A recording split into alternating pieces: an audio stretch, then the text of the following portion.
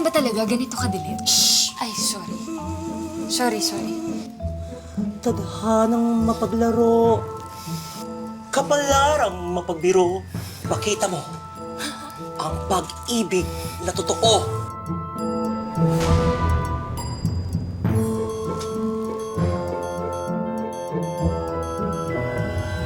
Love is on its way!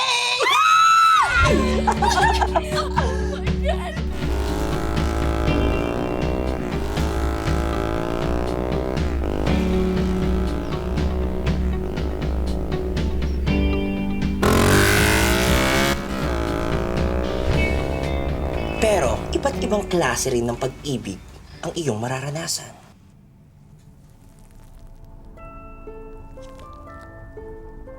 May mapanakit Ouch!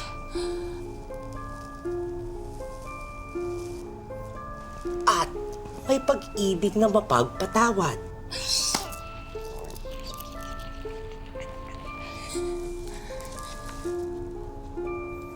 At may pag-ibig na nakakatawa! Oh my God! Wait, wala bang pag-ibig na masarap? Masarap. Masarap! Meron din! Ay, naku, kaya siya makikilala, Kaz! Ay, siya! Oh my God! Pupunta na ako, ha? Guys, wait! Wait! Ahoy! Na hindi mo pa alam kasi hindi ko pa nasasabi pagkat wala ka pa sa Ay! Ay!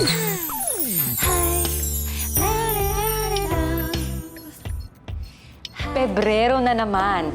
At pag ganitong malamig ang simoy ng hangin, alam kong marami dyan ang pumapag-ibig. Pero iginuhit na nga ba ng tadhana ang nakalaan para sa atin? Hawak nga ba ng mga bituin at planeta ang ating buhay pag-ibig? Paano naman kung tila inilalapit tayo ng kapalaran tungo sa isang the one na, medyo malayo sa ating pinapangarap at inaasahan? Sundan natin ang nakakakilig na 2-part special episode ng Tadhana. Okay.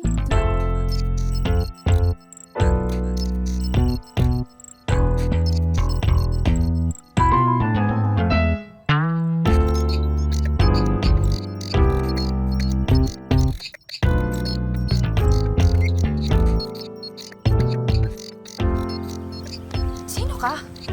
Ako po. Ako po ang future mo, ma'am. Ha? Ako po si Kokoy, ma'am. Ang bagong rider po ng SPG Express at ako na po ang naka-assign dito sa area nyo. Flowers po mula kay Sir Joseph. Alam mo, sa susunod na magpapadeliver sa'yo si Joseph dito, huwag na huwag mong dadalhin dito, ha?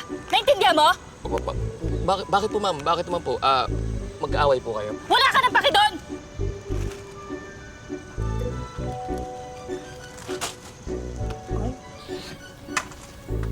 Bye! Aray! Uy! Hindi ka nga dito. Sa'yo yung flowers. Masyungit. Ma, sorry. Mukhang di ko magagawa yung bilin mo sa akin. Patawarin si Papa. Sa ito, anak. Kung hindi mo kami pipiliin, mas mabuti pang putulin na natin yung ugnayan natin sa isa't isa. Simula ngayon, wala na akong ama. Hindi ka niya pinili. So bakit ko pipiliing tanggapin siya ulit? Dahil narito na siya. Ma? Ma, nagsasalita ka? Kaka, ako yun. Alam mo ikaw. Ano ka pa? Ano ba yun? Andiyan yung mga bisita mo. Sino?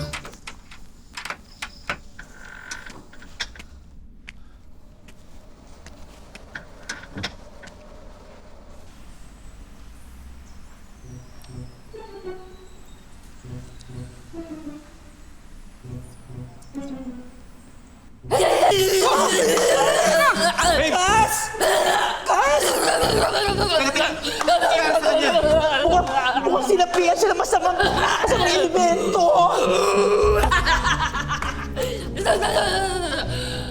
Sino ka? Papakilala ka! Ako, si Matutina! Patutina! OMG! Patutina! Sino si Patutina? Si Batutina ang kaluluwang naghiganti sa mga lalaki lumapastangit sa kanya at hindi siya aalis sa katawan ni Roxanne kung hindi niya mapuputol yung mga yan! Oo! Yan! Isa sa inyo ang magsasakripisyo! Isa sa amin. Oo, kailangan may alay tayo! Hubad! Bilis!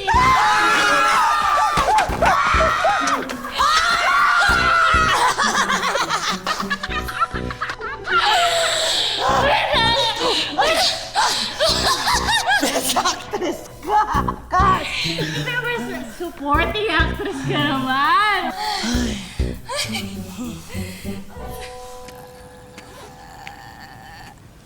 Wow! Me and my baby.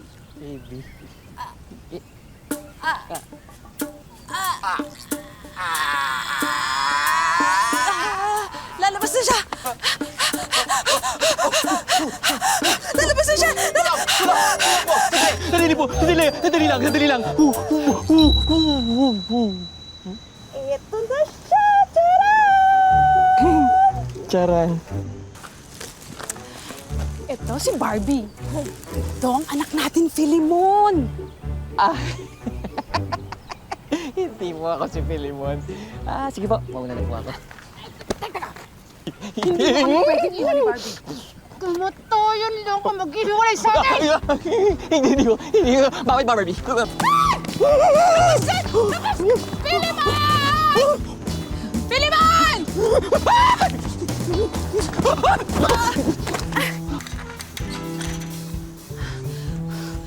Asan ka, Filimon? Filimon, lumabas ka dyan! Lumabas ka dyan!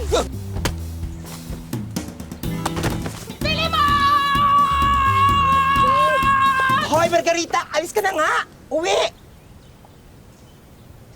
Gas, may patay! May dugo! Tumawag ka ng tulong! Tulong! Tulungan niyo kami!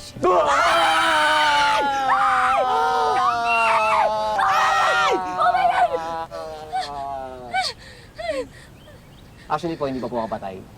Buhay na buhay nga po ako eh. Tumitibok pa yung puso ko. Tumitibok para sa iyo. Teka, kilala kita eh. Di ba ikaw yung delivery boy? Si... ano nga nun? Shokoy. Kokoy po, hindi po Shokoy. Shokoy o Kokoy, wala naman pinagkaiba yun. Grabe naman siya. Sige na. O sige ma'am, hindi. Dali lang. Ano? Payag ako na maging Shokoy. Basta ikaw si Rena ko. Para mermaid for each other. Sirena, araw ko ng dahil sa'yo. Kialis ka na? Wait! Ano ba nangyari sa'yo? Buti pa siya concerned.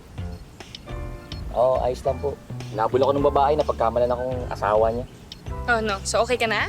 Sige na, pwede na malis. Wala. Sige na, bye! Take care!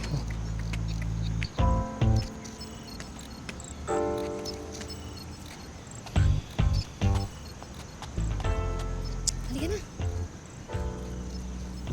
Gus, wait! Ano? Wait! Tanda mo pa yung daily horoscope mo? Taurus, right? Yes. Maswerte ka, Taurus. Romance is written all over the stars. Oh my God! Ano pa? Go!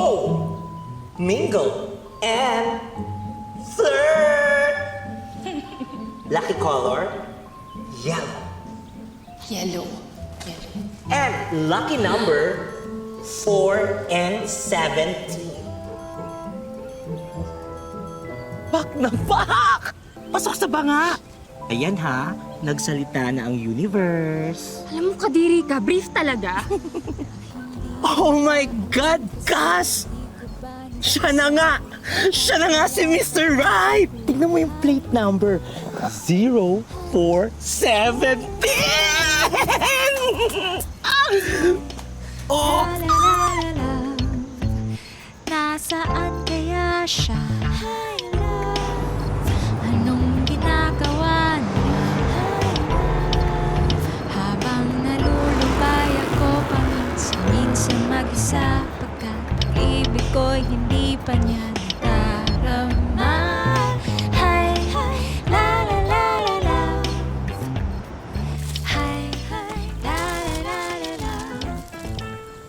Tao po! Delivery po! Tao po!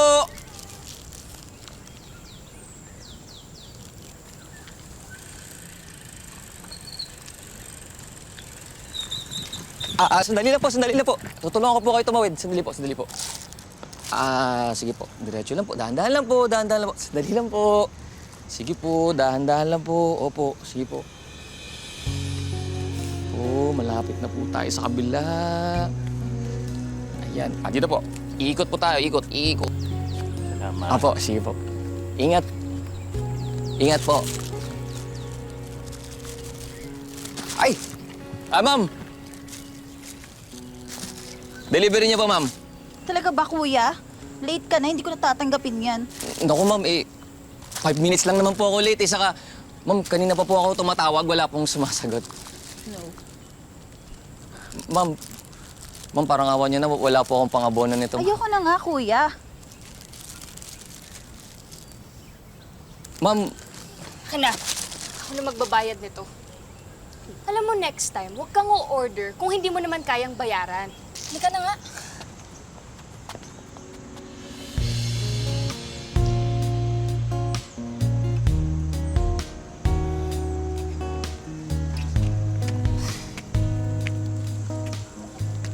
ma'am, salamat po. Wala yun. Sige, una na ako Ma'am, sabay ka na. Ihahatid kita sa pupuntahan mo for free. Para pasasalamat ko na rin. Ay, naku, hindi na malapit lang naman yung pupuntahan ko eh. Tsaka, isa pa baka ibang gamo pa ako, no? Uy! Malabo yun, ma'am. Baka di nyo na itatanong, 3 years ako naging family driver sa Iceland. Oo, maayos naman pala yung trabaho mo doon. Bakit hindi mo tinuloy? Kasi, ma'am, yung nanay ko, walang kasama. Saka yung mga kapatid ko kasi pareho nang may mga asawa. Pero babalik ako doon. Alam niyo, ma'am, pabago-bago yung panahon ngayon eh. Ngayon, di ba, parang maaraw, no? Mamaya, makulimlim na yan. Sabay ka na.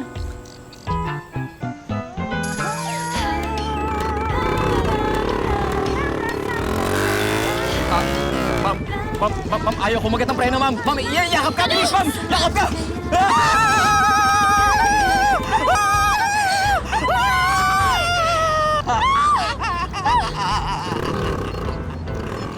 Bakit ka tumatawa? Ma'am, naka-chancing kayo dun, ha? Sarap ba yakap? Ikaw talaga, loko ka. Ayoko na. Ibaba mo na ako. Hindi, ma'am! Delikado, ma'am! Dire-diretso na to, ma'am!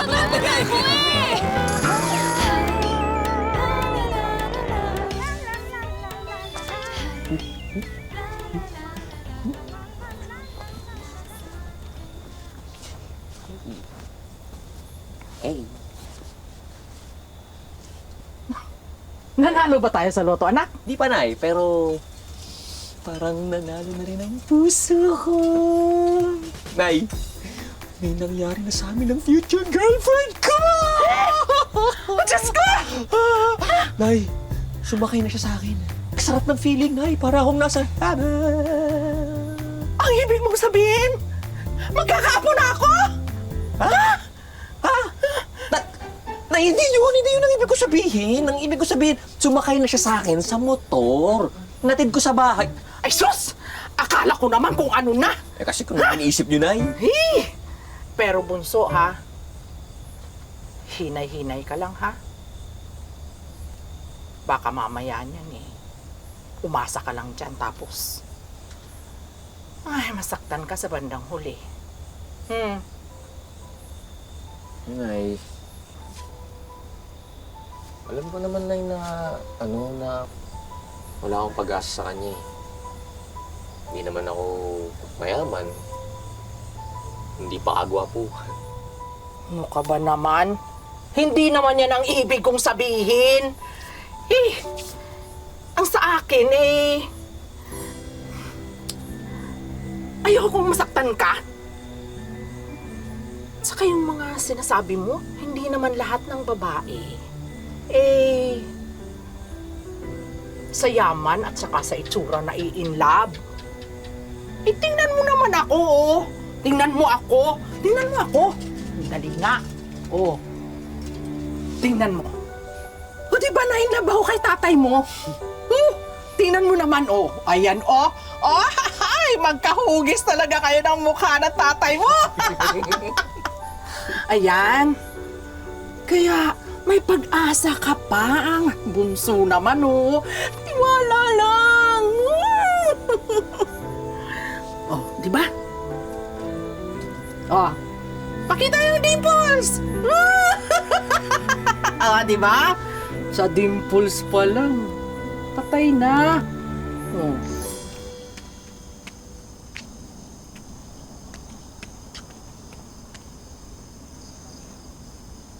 Nandito ka na pala. Kanina pa kita nihintay. Roxanne.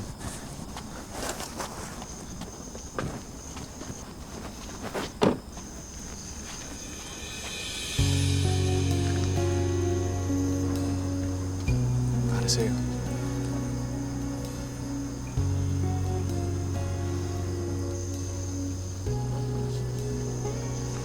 Ito pa.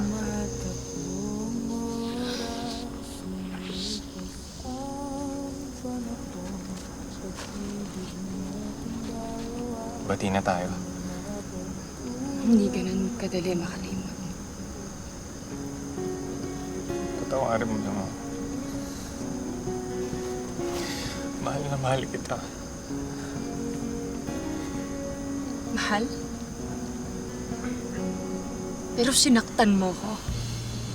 Pinagpalit mo ko sa kaibigan ko. Huwag mong itatanggi sa akin yan.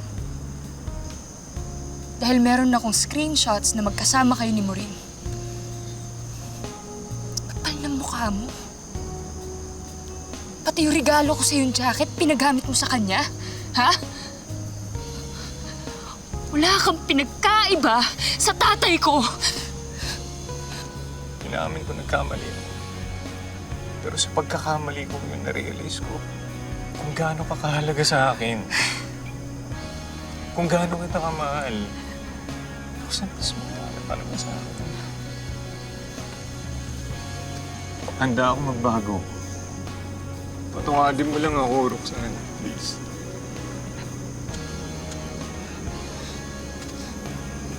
Joseph, kahit kailan, hindi ka nawala sa puso ko. Pero sana,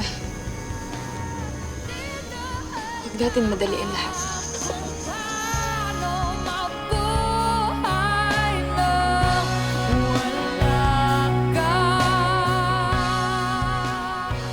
Roxanne, sapat na sa akin na nalaman ko na may pag-asa pa ako.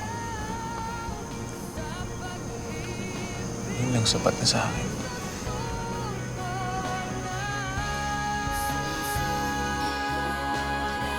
Kaz, natatakot ako eh. Kasi baka iwan na naman niya ako ulit. Baka pag pinagkatiwalaan ko siya, tapos maisipan namin gumawa ng pamilya. Baka isang araw gawin din niya sa akin yung ginawa sa amin ng papa ko. Kung hindi mo kami pipiliin, simula ngayon, wala na akong ama. Gusto ko siyang bigyan ng buong pamilya. Yun kasi ang problema sa'yo, Cass. Lagi mong kinakabit sa'yo yung issue ng mag-ama. Parati mong iniisip na iiwan ka ng jowa mo. Pero hindi naman yun yung intention niya sa'yo. Pero Kaz, yun naman yung ginawa ni Joseph eh. Hindi na siya ng tawad. Sila, ng papa mo, actually. So, anong dapat kong gawin? Cass, ikaw lang makakaalam mo.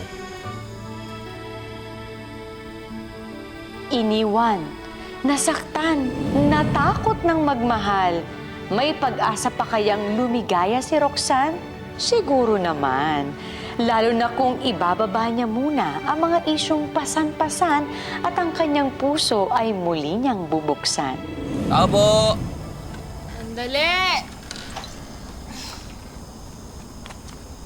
Oh! Bakit ka nandito? Po? Nagpa-deliver po kayong alak, oh. Ay, oo nga pala. Oo nga pala, inom tayo.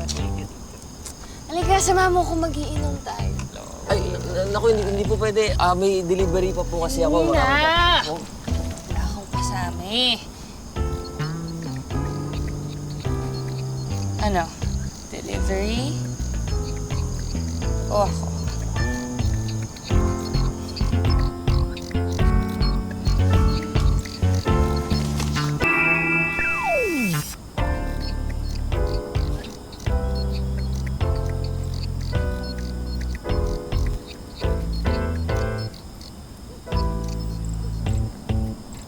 Tayo! Mamo ko, wala na akong kasama dito eh. Cheers to universe! Cheers!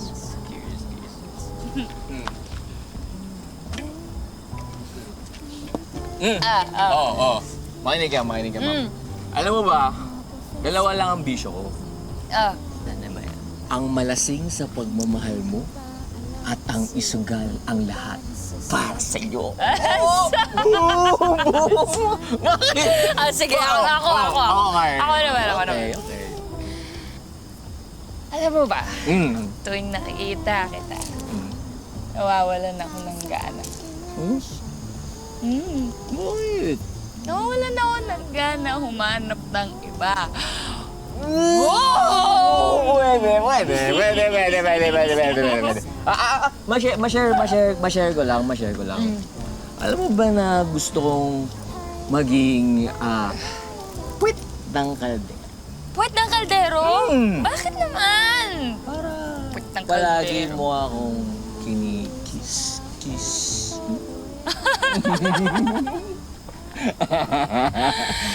Pwede.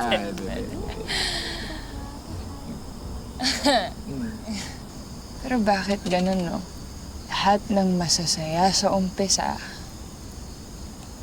nasasayang lang sa uli. Yung masaya naming relasyon ni Joseph, wala. Nasayang lang, natapos din. Dahil lang, nakahanap siya ng mas better kaysa sa akin. Pero bakit mahal ko pa rin sila? Sobrang tanga ba talaga ako? O malas lang talaga ako sa pag-ibig? Sa pamilya? Naniniwala ka sa malas? Hindi totoong malas. Alam mo, hindi ka malas. Hindi ka rin talunan. Pakinggan mo ako, ma'am. Hanggat lumalabang ka, dalawa lang pwede mangyari sa'yo. Panalo ka, o matuto ka. Parang sa love. Iba-ibang tao yung makikilala mo. Ibang-ibang klaseng pag-ibig ang bibigay nila sa'yo. Pero, hindi porket nasaktan ka ngayon, sasaktan ka rin sa susunod. Ano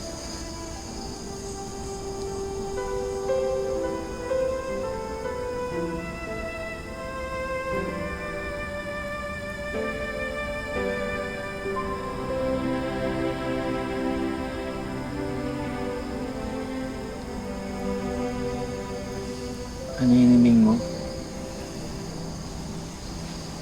Sana maging okay na kami ni Joseph.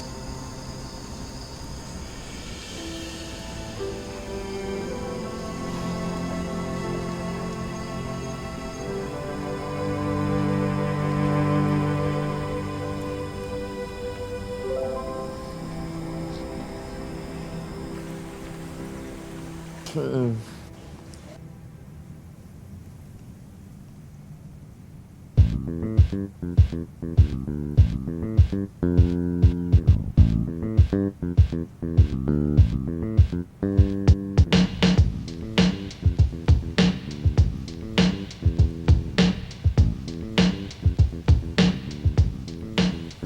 ka muna. Siguradong pagod at gutom ka.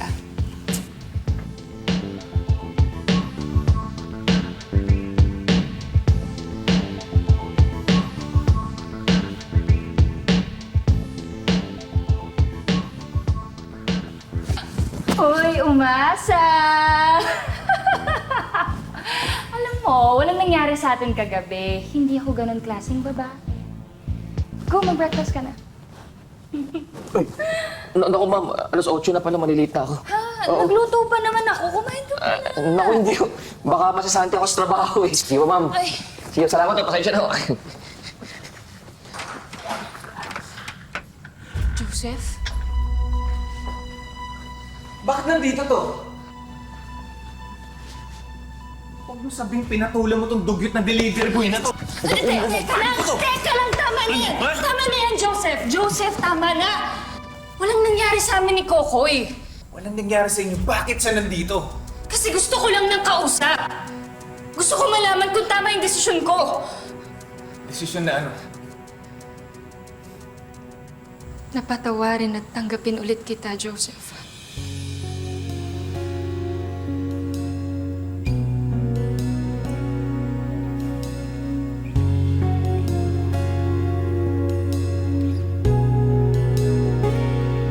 Tumatakbong oras, lumilipas ang panahon. Pag-ibig nating dalawa, di na nga ba tulad noon? Kirami ng pinagdaanan, sayang naman kung bibitaw. Bumagsak na nga ba ang langit para kay Kokoy? Nako, malalaman natin ang mga susunod na mangyayari sa part 2 sa susunod na Sabado, dito lang sa Tadhana. Magandang hapon, ako po si Marian Rivera.